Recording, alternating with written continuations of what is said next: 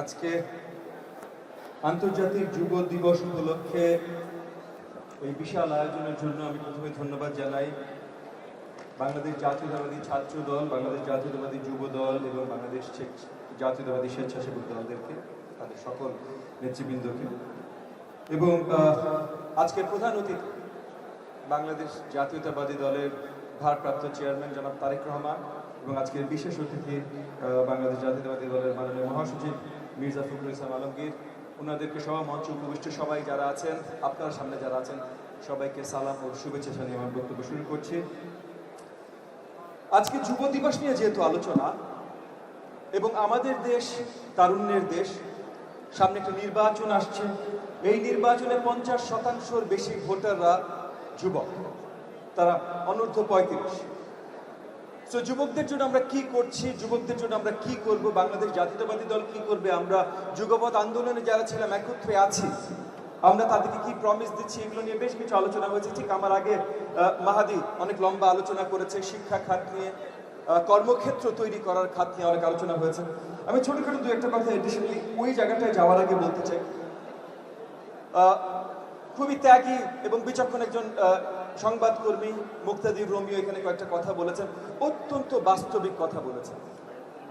যদি একটা আন্দোলনের জয় লাভ করার পর বা একটা এই যে গত জুলাই মাসে আমরা যেটা জয় লাভ করলাম, এই বিশাল গণ উত্থানের এই জয়লাভ করবার পর যদি সঠিক সরকারের ব্যবস্থায় আমরা না যেতে পারি, যতগুলো দেশ, উনি ইরানের একটা উদাহরণ তুলে নিয়ে আসলেন 1979, এর আরো অনেক পুরনো অনেক উদাহরণ আছে।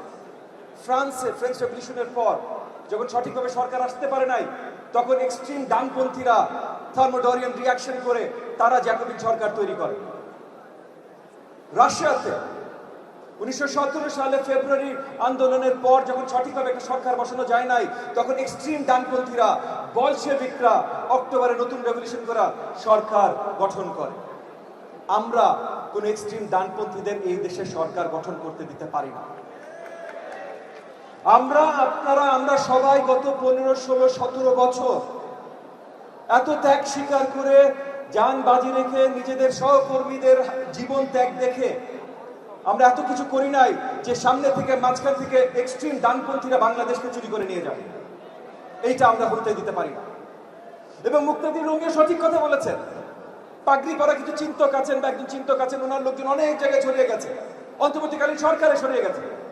ডানপন্থী দল আছে একটা, সরকার পরিচালনার অনেক জায়গায় তাদের লোকজন ছড়িয়ে গেছে।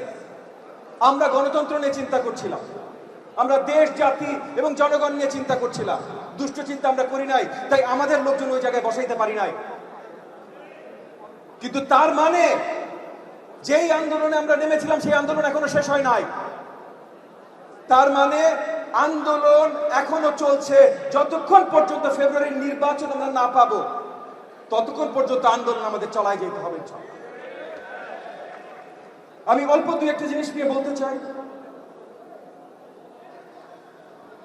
ইতিমধ্যে গত বেশ কয়েক মাস ধরে বিএনপির বিরুদ্ধে অনেক আলোচনা এসেছে চাঁদাবাজি নিয়ে।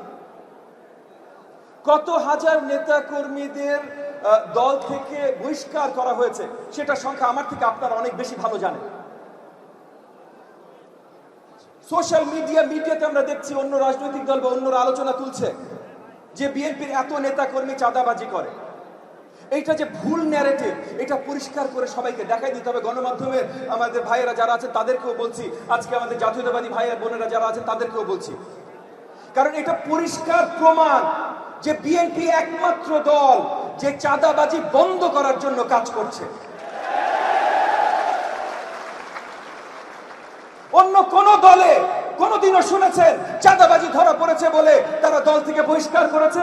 আজকে এই যে নতুন দল এনসিপি, তরুণরা, তাদের থেকে আমাদের অনেক স্বপ্ন ছিল, তাদেরকেও চাঁদাবাজির জন্য বহিষ্কার হয়েছে।